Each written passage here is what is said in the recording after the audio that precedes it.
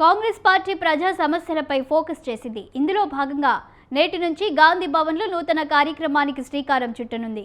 ప్రజల సమస్యల పరిష్కారానికి అందుబాటులో ప్రజా ప్రతినిధుల పేరుతో ఓ కొత్త కార్యక్రమానికి శ్రీకారం చుట్టబోతుంది.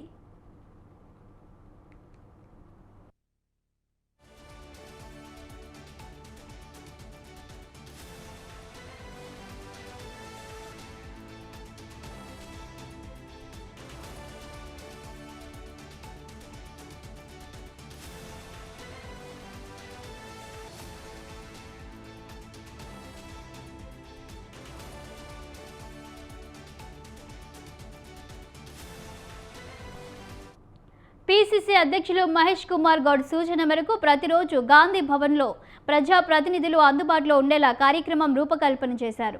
ప్రతిరోజు ఇద్దరు ప్రజా ప్రతినిధులు ప్రజల నుంచి విజ్ఞప్తులను స్వీకరించి వాటి పరిష్కారానికి చర్యలు తీసుకోవాల్సి ఉంటుంది. ఉదయం 10 గంటల నుంచి మధ్యాహ్నం 1 గంట వరకు గాంధీ భవన్లో ప్రజా ప్రతినిధులు అందుబాటులో ఉండనున్నారు. ఎంపీలు, ఎమ్మెల్యేలు, ఎమ్మెల్సీలు కూడా తప్పకుండా పాల్గొనాలని మహేష్ కుమార్ గౌడ్ ఆదేశించారు.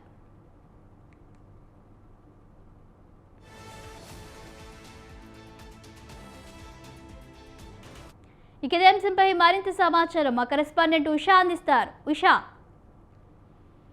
నేటి నుంచి కాంగ్రెస్ పార్టీ వినూత్న కార్యక్రమాన్ని చేపట్టబోతోంది. గాంధీ భవన్ లో నేటి నుంచి ప్రజల సమస్యల పరిష్కారానికి మరో వినూత్న కార్యక్రమాన్ని చేపట్టింది. అందుబాటులో ఉన్నటువంటి ప్రజా ప్రతినిధులు ఈ కార్యక్రమంలో పాల్గొనబోతున్నారు. మొత్తం మీద ప్రతిరోజు గాంధీ భవన్ లో ప్రజలకు అందుబాటులో ప్రజా ప్రతినిధులు ఉండేలా కార్యక్రమం అయితే రూపకల్పన చేసినట్టుగా అయితే తెలుస్తుంది. పీసీసీ అధ్యక్షుడు మహేష్ కుమార్ గౌడ్ సూచన మేరకు ప్రతిరోజు గాంధీ భవన్ లో అందుబాటులో ఉండనున్నారు. ఇద్దరు ప్రజాప్రతినిధులు, ఎమ్మెల్యేలు ఎన్నికైనటువంటి వారు ఇద్దరు కూడా ఉండే అవకాశం ఉన్నట్టుగా అయితే తెలుస్తుంది. అలాగే ఎమ్మెల్సీలు కూడా ఉదయం 10 గంటల నుంచి ఈ కార్యక్రమం 1 గంట వరకు కూడా గాంధీ భవన్ లో జరగనుంది. ప్రజల నుంచి వచ్చినటువంటి విజ్ఞప్తులు తీసుకొని పరిష్కరించే దిశగా కృషి చేసేందుకు అయితే కాంగ్రెస్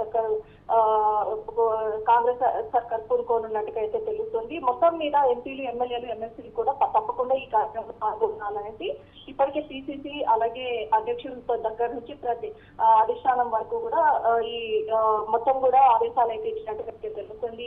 మొత్తం గత కాంగ్రెస్ పాలనతో పోలిస్తే ఈసారి జరగబోతున్నటువంటి కాంగ్రెస్ పాలనలో కొన్ని వినూత్న కార్యక్రమాలను చేపట్టబోతున్నట్టయితే ఇది సూచనప్రాయంగా తెలుస్తున్నటువంటి సమాచారము.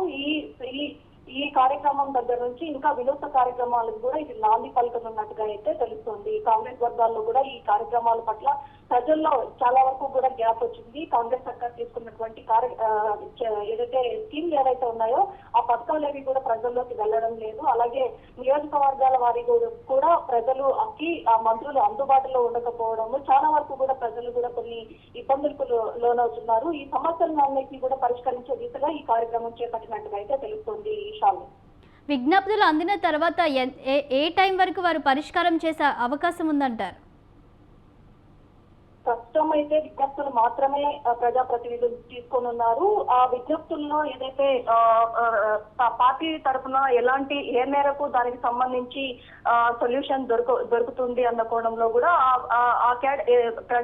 ప్రజలు ఎవరైతే ప్రజాప్రతినిధుల దగ్గర వచ్చి వినతులు ఇస్తారో ఆ సమస్యకి సంబంధించినటువంటి కేడర్ కి సంబంధించి ఆదేశాలు ఇవ్వడము, ఆ ఆదేశాలకి సంబంధించి ప్రభుత్వ పనితీరు ఏదైతే ఒక్కొక్క నియోజకవర్గం నుంచి వచ్చేటటువంటి విజ్ఞప్తులు ఏవైతే ఉంటాయో ప్రజల దగ్గర నుంచి, రెవెన్యూ శాఖ దగ్గర నుంచి ప్రతి ఒక్క డిపార్ట్మెంట్ లో ఉన్నటువంటి వారికి ఇన్ఫర్మేషన్ ఇవ్వడము, ఆ తర్వాత ఈ సమస్యల్ని పరిష్కరించే దిశగా ఒక్కొక్క స్టెప్ బై స్టెప్ దీన్ని సాల్వ్ చేసుకుంటూ వెళ్లే దిశగా అయితే ఈ కార్యక్రమం చేపట్టబోతున్నట్టుగా అయితే తెలుస్తుంది. ప్రజలు ఇచ్చేటటువంటి సమస్యలు ఏవైతే ఉన్నాయో వారి నియోజకవర్గాల వారీగా ఉన్నటువంటి సమస్యలకి సంబంధించి ఖచ్చితంగా దీన్ని సమస్యను పరిష్కరించే దిశగా రూట్ మ్యాప్ ని క్రియేట్ చేసేలాగా సర్కార్ ముందుకు వెళ్తున్నట్టుగా అయితే తెలుస్తుంది.